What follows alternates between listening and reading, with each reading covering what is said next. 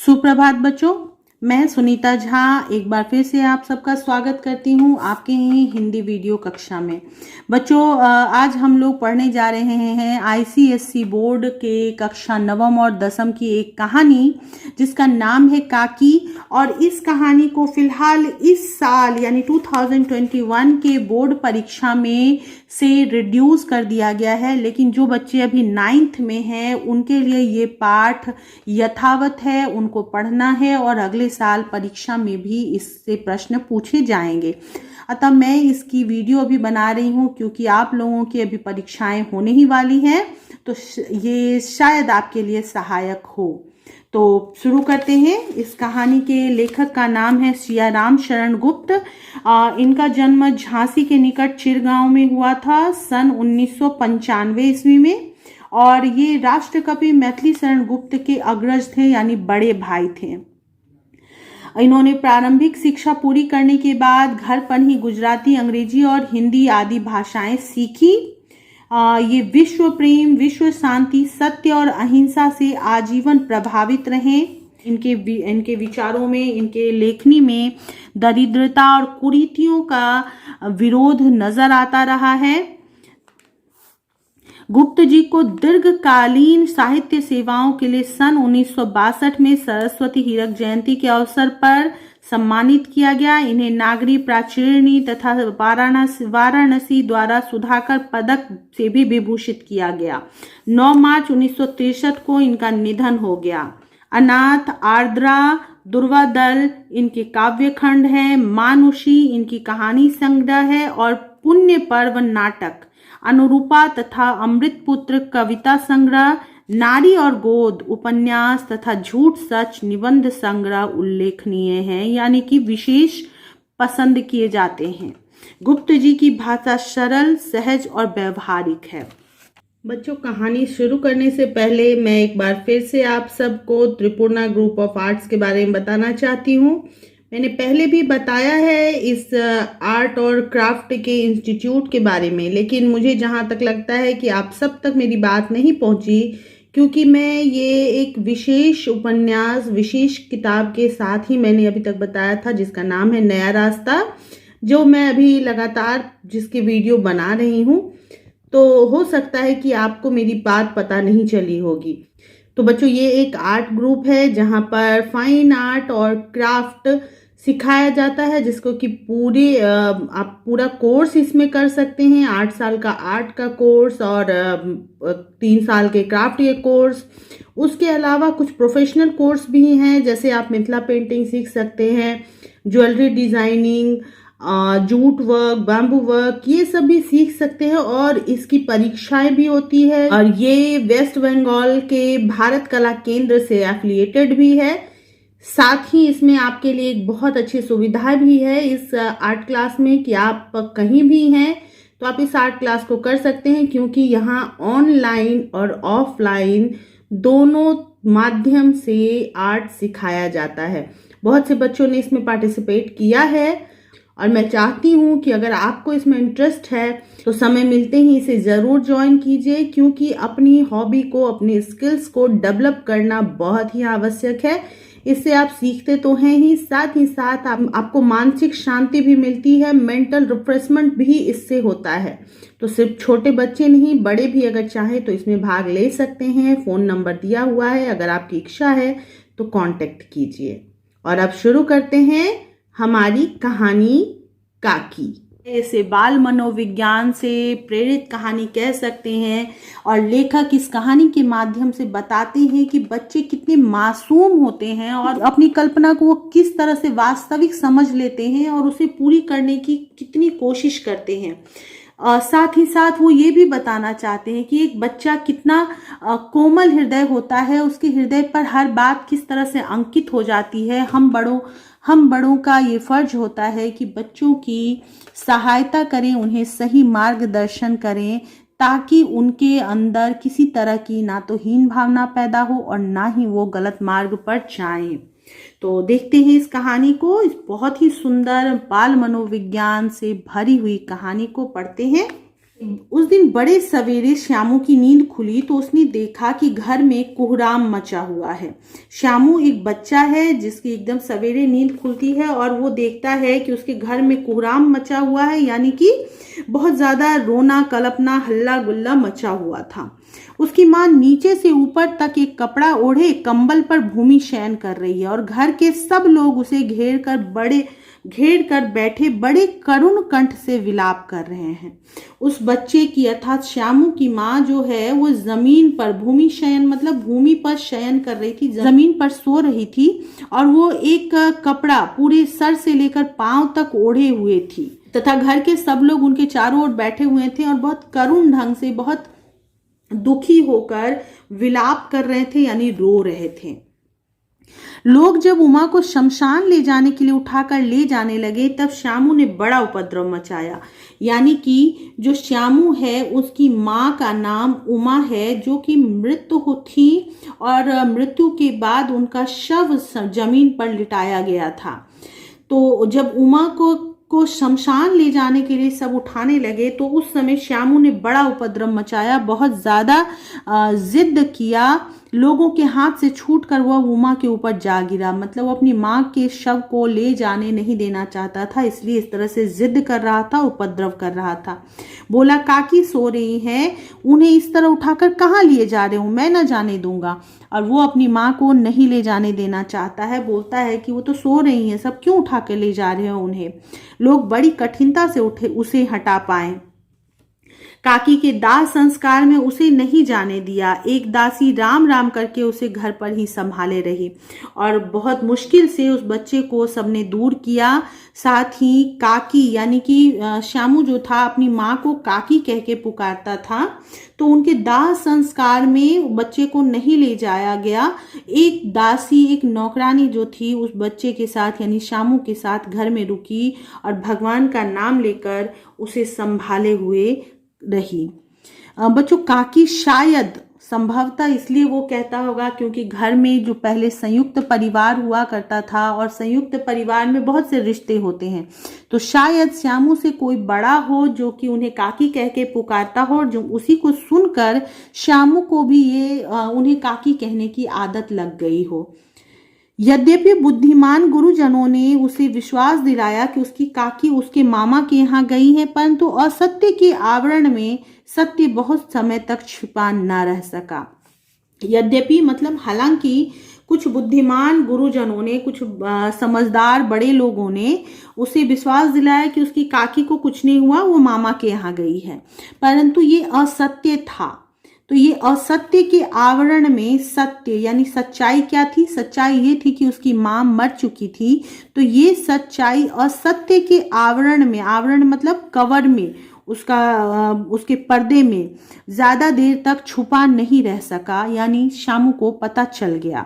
आसपास के अबोध बालकों के मुंह से ही वह प्रकट हो गया और किसी बड़े आदमी ने तो श्यामू को नहीं बताया कि उसकी माँ अब नहीं रही, लेकिन आसपास के जो बच्चे थे, अबोध थे, वो भी बहुत ज्यादा समझदार नहीं थे। अबोध का मतलब होता है जिसमें बोध यानी ज्ञान कम हो। तो जो छोटे बच्चे थे उनमें इतनी नॉलेज नहीं थी, वो नहीं जानते थे कि श्यामू को नहीं बताना चाहिए, तो उन्हीं के मुंह से ये बात प्रकट हो गया श्यामू के ऊपर। श्यामू को पता चल गया। यह बात उससे छिपी न रह सकी कि काकी कहीं नहीं ऊपर राम के यहाँ गई है। काकी के लिए कई दिन तक लगातार रोते रोते उसका रुदन तो क्रमशः शांत हो गया, परंतु शोक शांत ना हो सका। यानी कि जब उसको पता चल गया कि काकी मर गई हैं और बाकी लोगों ने उसे समझा दिया कि काकी कहीं नहीं, मामा के घर नहीं गई हैं काकी, वो भगवान के यहाँ यानी राम के घर चली गई हैं आकाश में ऊपर। तो बहुत दिन तक वो काकी के लिए रोता रहा, अपनी माँ के लिए रोता रहा और रोते रोते बाद में उसका रुदन यानी रोना तो क्रमशः यानी धीरे धीरे शांत हो गया, परंतु उसका शोक जो था यानी उसका दुख जो था, उसके अंदर जो तकलीफ थी माँ से जुदाई का, वो शांत नहीं हो सका। उसने रोना बंद कर दिया, लेकिन वो दुखी था ही अंदर से। वर्षा के अनंतर 1-2 दिन में ही पृथ्वी के ऊपर का पानी तो अगोचर हो जाता है, परंतु भीतर ही भीतर उसकी आर्द्रता जैसे बहुत दिन तक बनी रहती है, वैसे ही उसके अंतःस्थल में वह शोक जाकर बस गया था। कहने का मतलब है कि जब बारिश होती है तो आप देखते होंगे बहुत बारिश होती है, लेकिन फिर भी 1-2 दिन में जमीन जो है सूख जाता है। ऊपर तो वो सूखा हुआ लगता है, लेकिन जमीन के अंदर वो पानी समा चुका होता है, इसलिए जमीन के अंदर की धरती में आर्द्रता यानी कि गीलापन बना रहता है। बिल्कुल उसी तरह ऊपर से तो ये शामू ने रोना बंद कर दिया था, लेकिन उसके अंतःस्थल में यानी उसके मन के भीतर, उसके हृदय में जो था वो शोक, वो दुख, वो तकलीफ जाकर बस गया था। वह प्राय अकेला बैठा बैठा शून्य मन से आकाश की ओर ताका करता। वह प्राय मतलब हमेशा अकेला बैठा रहता था और शून्य मन से यानी कि किसी तरह का कोई विचार उसके मन में नहीं होता था। बिल्कुल सूने सूने मन से विचारहीन होकर वो आकाश की ओर ताकते रहता था, क्योंकि उसे कहा गया था कि उसकी माँ ऊपर राम जी के घर चली गई है, आकाश में चली गई है। और उसी क्रम में एक दिन उसने ऊपर आसमान में पतंग उड़ती देखी। न जाने क्या सोचकर उसका हृदय एकदम खिल उठा। एक दिन वो उसी तरह शून्य मन से आकाश को देख रहा था, तो अचानक उसने पतंग देखा आसमान में, और उसे देखकर पता नहीं उसने क्या सोचा कि उसका मन एकदम से खिल उठा, यानी बहुत ज्यादा खुश हो गया। विश्वेश्वर के पास जाकर बोला, काका मुझे एक पतंग मंगा दो। विश्वेश्वर यानी अपने पिता के पास जाकर वो बोलता है, जैसे माँ को वो काकी कहता था, उसने पिता को काका कहता था कि काका मुझे एक पतंग मंगा दो। पत्नी की मृत्यु के बाद विश्वेश्वर अनमनस्क रहा करते थे। अच्छा मंगा दूंगा कहकर वे उदास भाव से कहीं और चले गए। यानी कि श्यामू तो दुखी था ही अपनी माँ की मृत्यु से, लेकिन पत्नी की मृत्यु के बाद विश्वेश्वर भी एकदम से चुप हो गए थे। उनका मन कहीं और लगा रहता था, किसी सोच में खोए रहते थे, और उसी सोच में खोए खोए उन्होंने श्यामू से ये कह दिया कि अच्छा ठीक है मंगा दूंगा, और उदास भाव से वो ये कहकर कहीं और चले गए। श्यामू पतंग के लिए बहुत उत्कंठित था, मतलब बहुत ज्यादा ललायित था, उसकी बहुत इच्छा बढ़ते जा रही थी कि उसे कब मिलेगी। वह अपनी इच्छा किसी तरह रोक न सका। एक जगह खूंटी पर विश्वेश्वर का कोट टंगा हुआ था।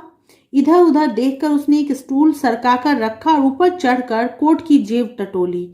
उनमें से एक चवन्नी का आविष्कार करके वह तुरंत वहां से भाग गया।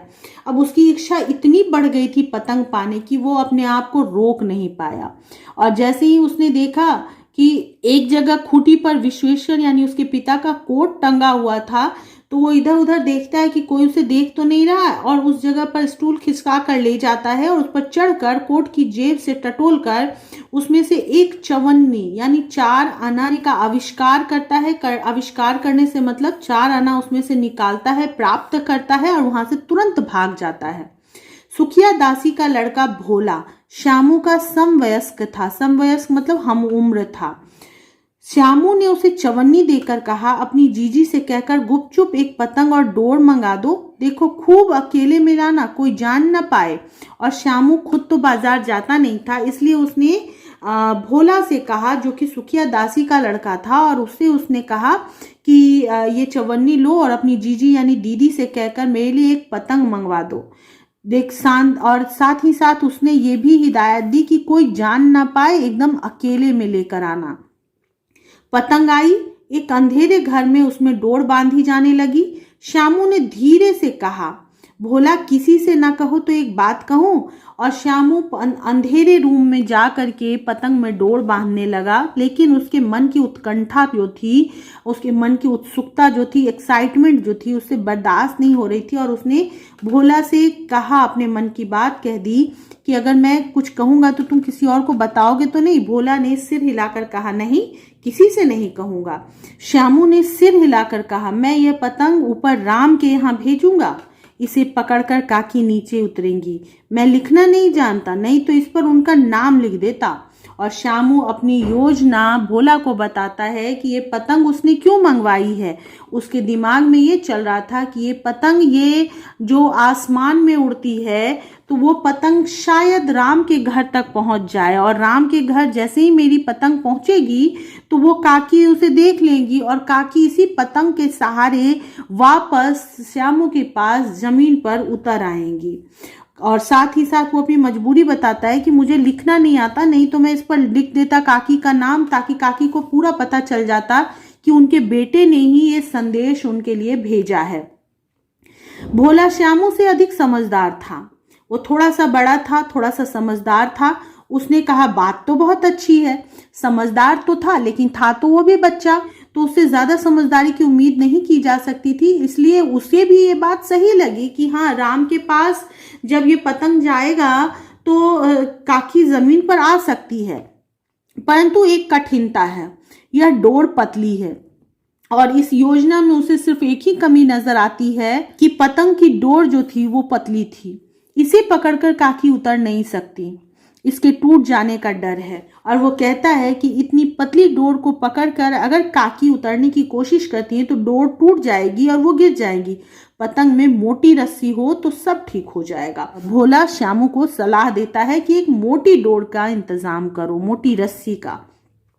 श्यामू गंभीर हो गया, उसे उसकी बात बिल्कुल सही लगी।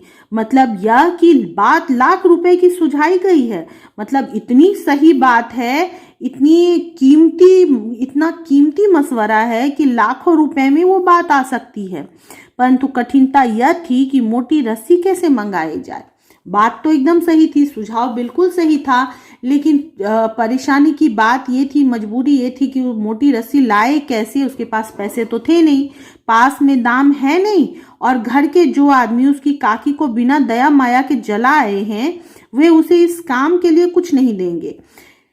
उस दिन श्यामू को चिंता के मारे बड़ी रात तक नींद नहीं आई और श्यामू सोचने लगा कि पास में दाम नहीं है, पैसे नहीं है रस्सी लाने के लिए। साथ ही उसे इस बात की भी उम्मीद नहीं थी कि घर का कोई आदमी उसकी मदद करेगा, क्योंकि जो लोग बिना दया माया के काकी को जलाकर आ गए वे उन्हें वापस लाने के लिए पैसे क्यों देंगे या कोशिश क्यों करेंगे। इसलिए उसे बाकी किसी से कोई आशा भी नहीं थी। पहले दिन की तरकीब से दूसरे दिन उसने विश्वेश्वर के कोट से 1 रुपया निकाला, मतलब कि फिर से उसने उस कोट से पैसे चोरी किए, ले जाकर भोला को दिया और बोला, देख भोला, किसी को मालूम ना होने पाए। हिदायत देते हुए भोला को वो पैसे दे देता है और साथ ही कहता है अच्छी अच्छी 2 रस्सियां मंगवा ले, 1 रस्सी ओछी पड़ेगी। 1 रस्सी ओछी मतलब छोटी हो जाएगी, कम पड़ जाएगी।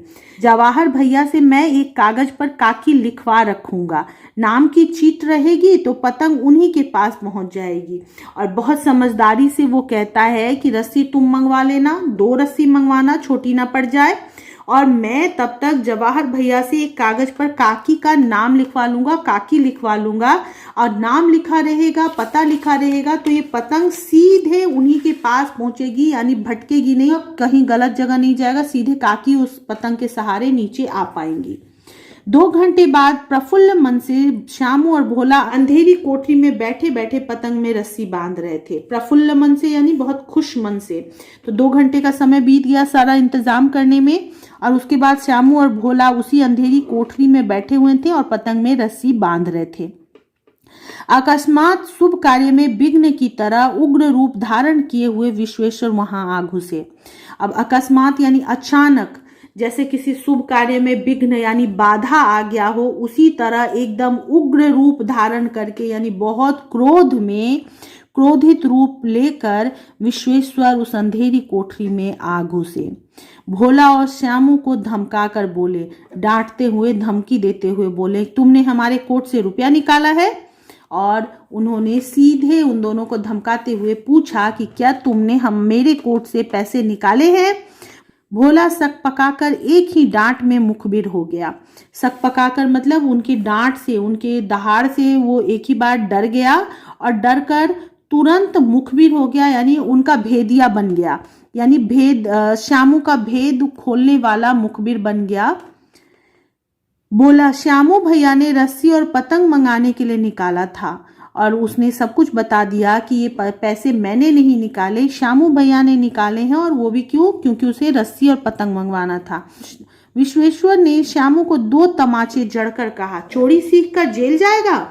अच्छा, तुझे आज अच्छी तरह समझाता हूँ। और विश्वेश्वर ने श्यामू से कुछ भी पूछा नहीं, बस तुरंत ये बात सुनते ही तुरंत 2 तमाचे जड़े और साथ ही साथ कहने लगे कि तुम चोरी सीख रहे हो, जेल जाना है तुम्हें, चोर बनोगे, तुम्हें आज अच्छी तरह से समझाता हूँ चोरी करने का नतीजा। यह कहकर फिर तमाचे जड़े और कान मलने के बाद पतंग फाड़ दी। कान मलने के बाद यानी उसके कान को उमेटने के बाद और तमाचे मारे और साथ ही उसकी पतंग को भी फाड़ दिया। अब रस्सियों की ओर देखकर कहा, ये किसने मंगाई? भोला ने कहा, इन्होंने मंगाई थी। कहते थे इनसे पतंग तानकर काकी को राम के यहाँ से नीचे उतारेंगे। और भोला ने फिर से मासूमियत में ही मुखबिरी करते हुए कहा कि मैंने नहीं, श्यामू ने मंगवाई है, क्योंकि ये कह रहे थे कि पतंग इसी रस्सी से तानेंगे और काकी को राम के यहाँ से नीचे जमीन पर वापस लेकर आएंगे। विश्वेश्वर हतबुद्धि होकर वहीं खड़े रह गए। और हतबुद्धि का मतलब है कर्तव्य विमूढ़ होकर वहां पे खड़े रह गए, यानी उनकी समझ में कुछ नहीं आ रहा था कि अब आगे उन्हें क्या करना है। एकदम अवाक से वो खड़े रह गए। उनके दिमाग ने काम करना बंद कर दिया था। उन्होंने फटी हुई पतंग उठाकर देखी। उस पर चिपके हुए कागज पर लिखा हुआ था काकी। और अब विश्वेश्वर को सब कुछ समझ में आ गया। अफसोस के साथ साथ दुख भी हुआ। उन्हें कुछ वो अपने वर्ताव से भी आहत थे। तो ये एक बहुत प्यारी सी कहानी मैंने अभी आप लोगों को बताई। इसमें जो चरित्र चित्रण आदि है इसके सहायक पुस्तिका में दी हुई वो तो मैं आपको दिखा ही रही हूँ, साथ ही साथ मैं बोल भी रही हूँ, उसको भी आप लोग ज़रूर ध्यान में रखेंगे। कुछ पॉइंट्स उसमें से ले लेंगे और अपने मन से विचार से लिखेंगे। ये लेखक के विषय में दिया गया है विस्तार से, जिसे आप समझ सकते हैं। दूसरी जगह कथानक है। इस कहानी को संक्षेप में दिया गया है। आपके पास अगर सहायक पुस्तिका ना हो तो आप इसकी सहायता ले सकते हैं कहानी को शॉर्ट करने के लिए, ताकि प्रश्नों के उत्तर लिखने में आपको परेशानी ना हो। तो ये रहे कथानक समाप्त हो गए। अब यहाँ से है उद्देश्य। कहानी बाल मनोविज्ञान की अत्यंत मार्मिक झांकी प्रस्तुत कर रही है। इस कहानी में बताया गया है कि बच्चों को किसी कार्य के लिए दोषी या अपराधी ठहराने से पहले हमें इस बात को समझना चाहिए कि आखिर वो क्या सोचकर ये काम कर रहा है, क्योंकि बचपन से कोई अपराधी नहीं होता। शायद उसमें हमारी ही कमी है। अगर विश्वेश्वर ने पहले ध्यान दिया होता, ये सोचा होता कि जिस प्रकार मैं दुखी हूँ अपनी पत्नी के जाने से, वो बच्चा जो कि अभी कुछ समझ भी नहीं पाता है उसकी क्या हालत होगी। अगर उसे थोड़ा सा सहायता मिल जाता, थोड़ा सा किसी का साथ मिल जाता, तो शायद इस तरह की घटना नहीं घटती। दूसरा, श्यामू के बारे में दिया गया है कि वो एक सीधा साधा है, अपनी काकी के प्रति असीम स्नेह है और योजना बनाता है और साथ ही अपनी काकी को नीचे उतारने की कोशिश करता है, जिसकी वजह से उसे मार भी खानी पड़ती है। और अपनी कल्पनाओं को, अपने विचारों को पूरा करने की वो कोशिश भी करता है, यानी कि दृढ़ निश्चय बच्चा भी है। उसके बाद विश्वेश्वर के बारे में यहाँ पे दिया गया है। श्यामू के पिता हैं, पत्नी की मृत्यु होने पर अन्मनस्क हो जाते हैं, यानी वो अपनी पत्नी को बहुत प्रेम करते हैं। और लेकिन जब श्यामू की चोरी का पता चलता है तो वो विवेक खो देते हैं और पिटाई करने लगते हैं। लेकिन जैसे ही उन्हें पता चलता है कि वो मातृ स्नेह में बच्चा ऐसा कर रहा था तो वो सन्न रह जाते हैं, चुप रह जाते हैं और उन्हें अपनी भूल का एहसास होता है। इससे पता चलता है कि वो गलत का साथ नहीं देते, अपने बच्चे को सही रास्ता दिखाना चाहते हैं, पर उन्हें खुद नहीं पता कि बच्चे को कैसे संभाला जाता है। लेकिन बाद में उन्हें अपनी गलती का एहसास होता है और चुपचाप खड़े रह जाते हैं, अवाक खड़े रह जाते हैं। बच्चों, यहाँ पे भोला का चरित्र चित्रण नहीं किया गया है, लेकिन अगर भोला के बारे में पूछा जाता है तो आप लिख सकते हैं कि भोला सुखिया दासी का बेटा था और श्यामू से थोड़ा सा समझदार था। श्यामू की पूरी सहायता करता है उसके कार्य में और उसको सलाह भी देता है कि उसे क्या करना चाहिए। वो एक अच्छा मित्र था और पूरी तरह से सहायक था श्यामू के लिए, उसके साथ साथ सारे कार्य करता है। लेकिन जब विश्वेश्वर डांटते हैं तो एक ही बार डर जाता है और श्यामू का भेद भी वो खोल देता है, जिससे कि श्यामू को मार पड़ती है, डांट पड़ती है। फिर अंत में वो श्यामू के उस विचार, उस योजना के बारे में भी विश्वेश्वर को बताता है। इससे पता चलता है कि वो अंदर से बुरा नहीं था, बस थोड़ा डर गया था। तो बच्चों, ये रहा शब्दार्थ। इस तरह से पूरी कहानी मैंने आपको बता दी है। आपको ज़रूर ये सहायक होगा ये कहानी। ये एक प्रश्न उत्तर है जो उदाहरण के तौर पर यहाँ पे दिया हुआ है, कैसे आपको उत्तर लिखना है। तो अब फिलहाल इतना ही इस वीडियो में। जल्दी ही मिलते हैं अगले वीडियो में। तब तक के लिए बाय बाय, टेक केयर और all the best for your exams.